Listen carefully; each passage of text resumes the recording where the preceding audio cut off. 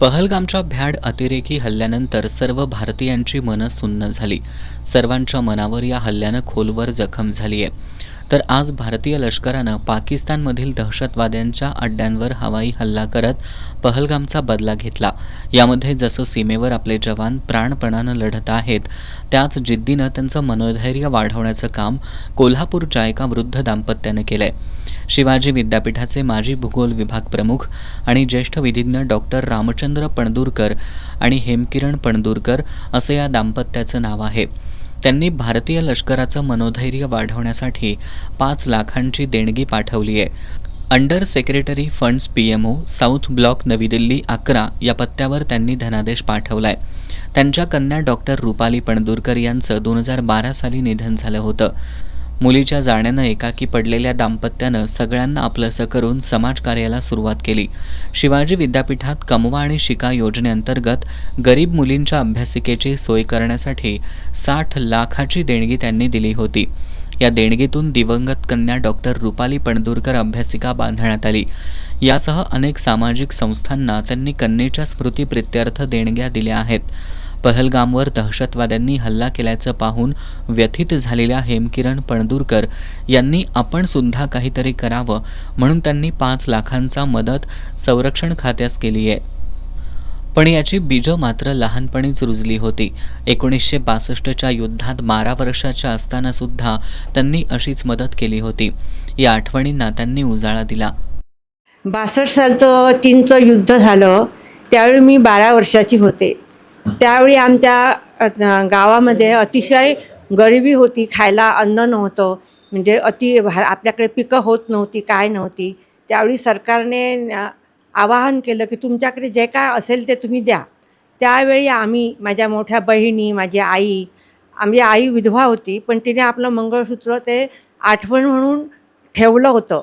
ते मंगळसूत्रसुद्धा तिने, माझ्या मोठ्या बहिणीने कुठे गळ्यात चेन असेल तर, माझ्याकडे तर काय फक्त कानातले होते, ते त्यावेळी आम्ही लष्करासाठी दान केलं होतं सरकारच्या आवाहनाला.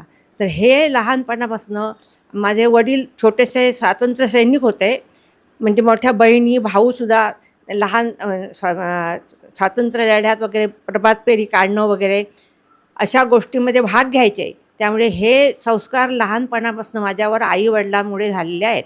त्यामुळे मी ठरवलं आता की हे ज्यावेळी आता भारत पाकिस्तानाचं जे चाललेलं आहे, जे काय अतिरेक्यांचा धिंगाणा, त्यामुळे आपण काहीतरी सरकारला मदत करावी. आपली तरुण मुलं मरताय, त्यांची मुलं बाळं लहान आहेत, त्यांच्यासाठी मदत करावी.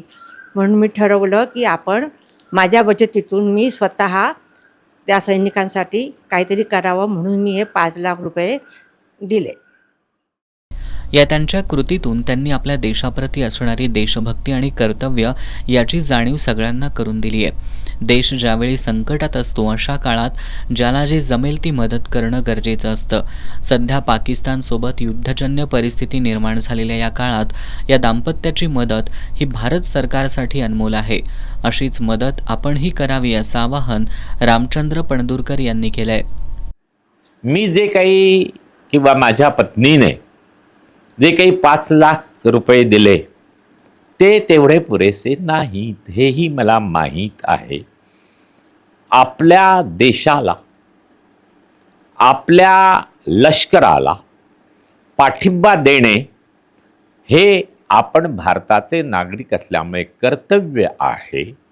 आणि म्हणून मी या निवेदनाद्वारे असे सांगतो आहे की प्रत्येक नागरिकाने खारीचा वाटा का होईना उचलावा आणि भारतीय संरक्षण निधीला आपल्याकडे जे काही असेल त्यातलं थोडंसं का होईना देऊन आपल्या लष्कराचं आणि आपल्या भारत देशाचे हात बळकट करण्याची तुमच्यावर जबाबदारी आहे, ती तुम्ही पार पाडावी, एवढंच आवाहन मी आपणास करीत आहे. आज या एकाकी दाम्पत्याला क्षणभराच्या विरंगुळ्यासाठी प्राध्यापक डॉक्टर संभाजी शिंदे, प्राध्यापक विजय गावडे, प्राध्यापक गणेश शिंदे, ॲडव्होकेट अमोल रणशिंगे, ॲडव्होकेट रवी रेडेकर आदींचा सहवास लाभतोय. आजच्या कृतीतून त्यांनी भारतीय म्हणून आपलं पण काहीतरी कर्तव्य आहे हे अधोरेखित केलं. त्याचबरोबर सर्वांपुढं मोठा आदर्श ठेवलाय. कॅमेरामॅन विजय जाधवसह संगम कांबळे, एस न्यूज कोल्हापूर.